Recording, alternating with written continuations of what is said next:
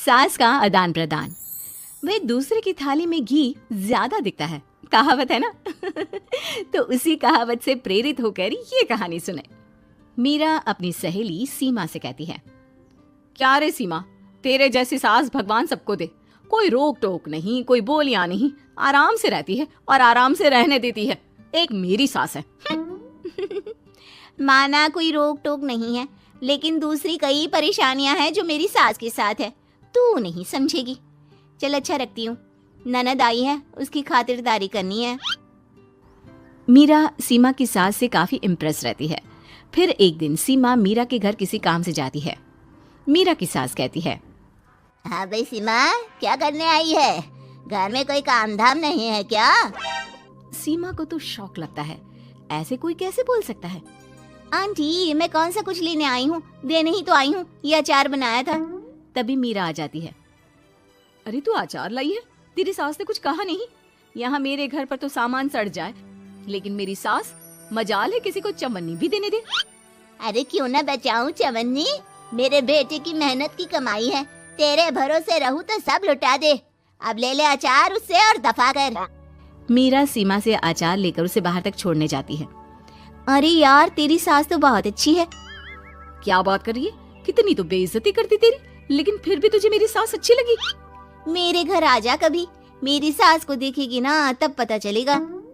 अरे इससे ज्यादा बुरा क्या हो सकता है। जरूर आऊंगी मैं तेरे घर, लेकिन मैं कुछ लेकर नहीं आ सकती। हाँ, देख रही है ना मेरी सास का हाल। हाँ हाँ, कुछ न लाना, मैं तो कहती हूँ खाली झोला ले आना बस।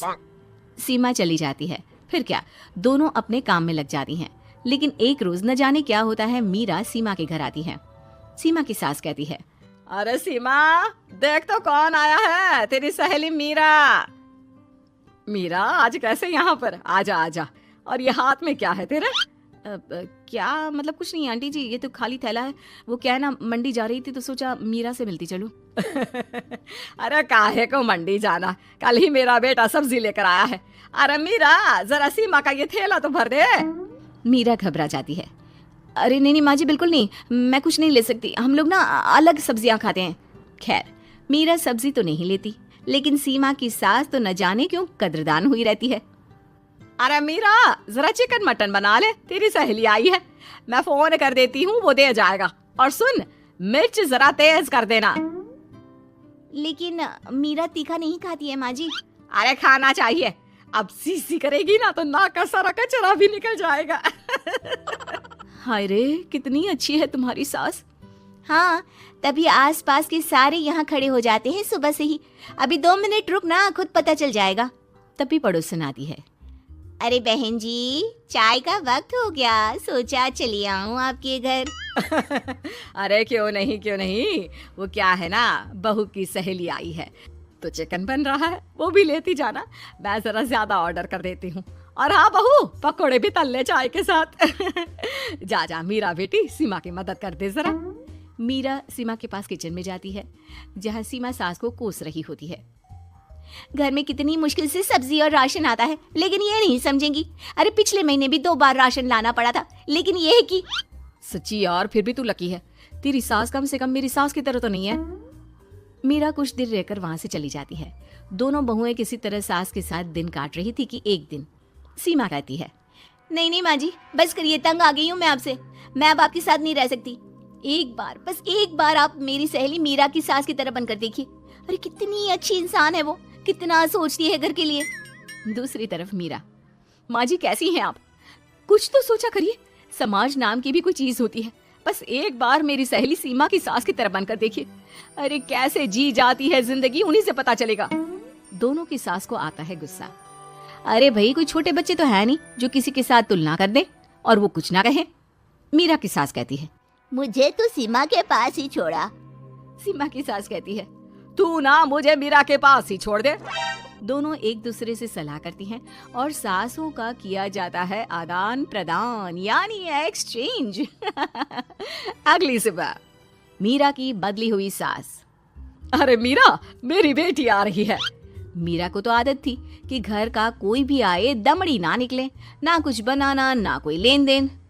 अच्छा माँ जी ठीक है, कोई बात नहीं। अरे कैसा कोई बात नहीं, अरे लाओ 16 तरह के पकवान और ननद को देने के लिए सीधा निकालो। सीधा समझती हो ना?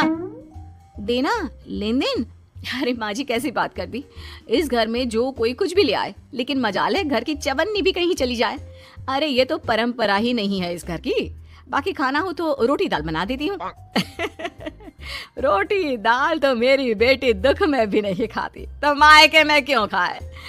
मैं अभी चिकन, मटन, पनीर और दाल ऑर्डर कर रही हूँ, सब बना देना। लेकिन मेरी तो आदत ही नहीं है इतना सारा खाना बनाने की। नहीं माँ जी, मुझे तो माफ करें। अरे कैसी बात कर रहे? तेरी सास की बेटी नहीं आती थी क्या? आती थी ना, खूब आती थी, लेकिन मजाले की सास कुछ एक्स्ट्रा कर दे। माँ जी देखिए, मेरी तो ये आदत नहीं है। दूसरी तरफ सीमा। माँ जी, वो मेरे मायके से लोग आ रहे हैं, तो मैं जरा उन लोगों के लिए कुछ बना लेती हूँ। क्यों क्यों बना लेती हो? दाल रोटी बनी है ना, साथ में अचार रख देना। वैसे आ क्यों रहे हैं बेटी के घर? सीमा को तो बहुत बुरा लगता है। कहाँ तो उसकी सास पड़ोसी के कुत्ते को भी घी की रोटी खिलाती है, और कहाँ ये मीरा की सास जो उसके मायके वालों के लिए सूखी रोटी अचार रख देने की बात कर रही है। वो मेरी भाभी आई है ना, नई, तो शादी के बाद भाई पहली बार आ रहा है। हाँ तो उन लोगों को बोल दो, हमारे घर का रिवाज है सास के लिए 10 साड़ी, हार और सजावट का सामान लेकर ही आना, समझे? सास तो बोली जा रही थी, लेकिन सीमा को कुछ समझ में नहीं आ रहा था कि वो क्या करे। सीमा का पति। अरे सीमा क्या हो गया?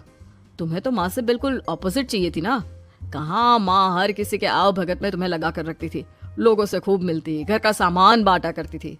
अरे याद है ना, तुम्हारे घर वाले आते थे 1 पैकेट लेकर और जाते थे पूरे 10 थैले के साथ। अब आएंगे 10 पैकेट लेकर और जाएंगे खाली हाथ। सही है। नहीं, मुझे नहीं चाहिए ऐसी सास, ये सब तो मुझे पता ही नहीं था।